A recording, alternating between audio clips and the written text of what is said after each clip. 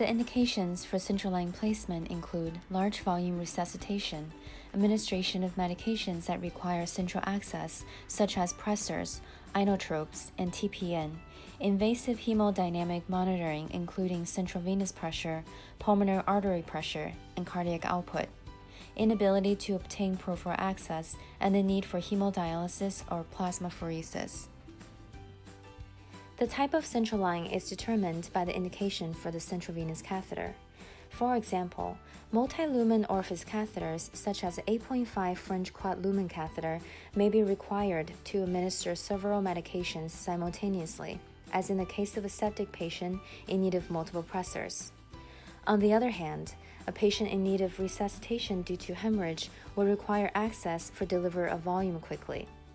In this instance, a single lumen large bore catheter is necessary, such as a 9 French Cordis catheter. Placement of a pulmonary artery catheter necessitates an introducer through which the pulmonary artery catheter is placed. An introducer is a 9 French single or multi-lumen Cordis like a Big Mac. At Cedars-Sinai Medical Center, acute hemodialysis and plasmapheresis are accomplished via Maharkar hemodialysis catheters. These are high-pressure 12 French triple-lumen catheters. Location of central access is via either the femoral, internal jugular, or subclavian vein, and is determined by several factors including operator experience. Femoral central venous catheters are generally placed in emergent situations because it is a large caliber vessel and most easily cannulated when access to the upper body is difficult due to chest compressions or other procedures. While it avoids the risk of pneumothorax, femoral central venous catheters have a significantly higher incidence of both infection and thrombosis than subclavian lines. Additionally, femoral access inhibits patient mobility and ambulation. For these reasons, subclavian or internal jugular access is generally preferred. It is important to note that while subclavian central venous catheters have a lower infection rate compared to internal jugular central venous catheters, the overall rate of mechanical complications are similar when comparing both subclavian and internal jugular access and subclavian and femoral access. Ultrasound machines with linear array high-resolution vascular transducers are preferred for this procedure. You will also need sterile transduction gel, an acoustically transparent sterile transducer sheath, and sterile rubber bands or clips to secure the sheath around the transducer.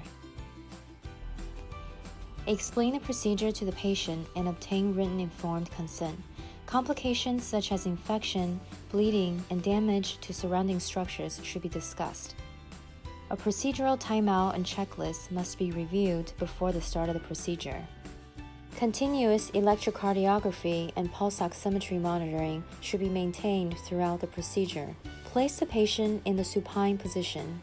If there are no contraindications, place the patient in the Trendelenburg position, with the head down 10 to 15 degrees to increase jugular filling and reduce the possibility of air embolism. Next, rotate the patient's head slightly to the contralateral side of the chosen site. Minimizing the head rotation lessens the chance of causing the common carotid artery to lie posterior to the internal jugular vein. Place the transducer so that the resulting image on the screen correlates with the orientation of the anatomy. Internal jugular vein lateral to the common carotid artery. You will see the common carotid artery as a pulsating image and difficult to compress, whereas the internal jugular vein is larger, easily compressible, and non-pulsating. Evaluate the potential placement site with the use of ultrasound before establishing a sterile field. Confirm that the proposed vein is patent by ensuring that it is compressible. Follow sterile precautions when placing a central line. This includes hand washing, wearing a sterile gown, surgical cap, mask, eye protection, sterile gloves, and wide sterile barrier guidelines. Once the patient is positioned, prepare the skin using a chlorhexidine-based antiseptic and cover the area with a sterile fenestrated drape. If the patient is not receiving general anesthesia, anesthetize the insertion site with 1% or 2% lidocaine. Take great care to avoid the intraarterial injection of lidocaine. Prepare the ultrasound probe with a sterile cover and acoustic gel, and have the assistant carefully feed the probe into the sheath while extending the sterile sheath away from you over the length of the probe wire. Eliminate any wrinkles and air bubbles between the transducer and the sheath. Secure the sheath around the transducer using sterile rubber bands. Apply a small amount of sterile ultrasound gel to the patient's skin or to the covered ultrasound probe. Using an 18-gauge needle, puncture the skin at the center of the transducer, being careful not to damage the sterile sheet. Advance the needle at a 45-degree angle. As you advance the needle, maintain negative pressure in the syringe until the vein is punctured. When the needle passes caudally underneath the transducer, the needle as well as soft tissue tenting can be viewed on the ultrasound screen. While it may not be possible to see the needle clearly as it advances toward the vein, soft tissue tinting is almost always observed. In addition, the location of the needle tip may be visualized by tilting the transducer back and forth or by withdrawing the needle and realigning it.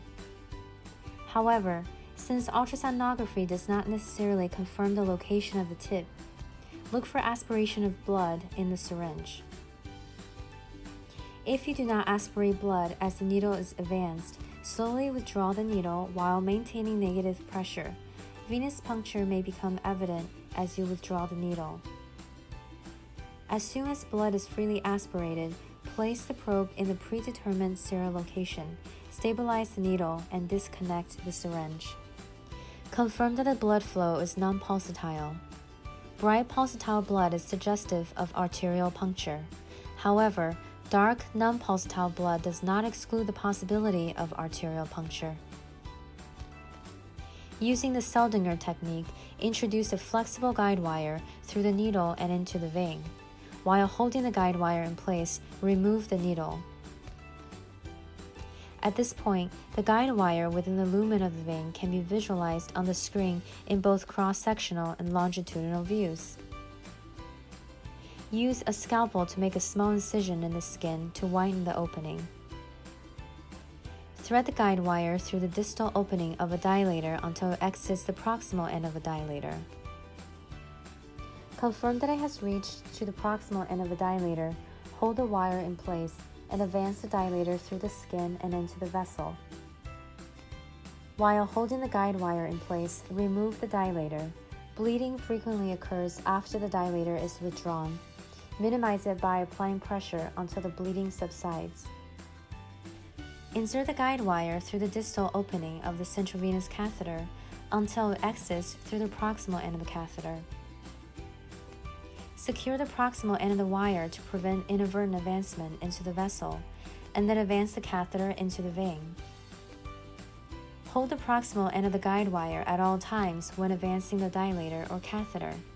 This avoids complications from unintended advancement of the guide wire. Using ultrasound, verify that the catheter is properly placed within the lumen of the vessel. Once proper placement is achieved, remove the guide wire, and each port should be flushed with saline solution. Anchor the catheter to the skin with sutures.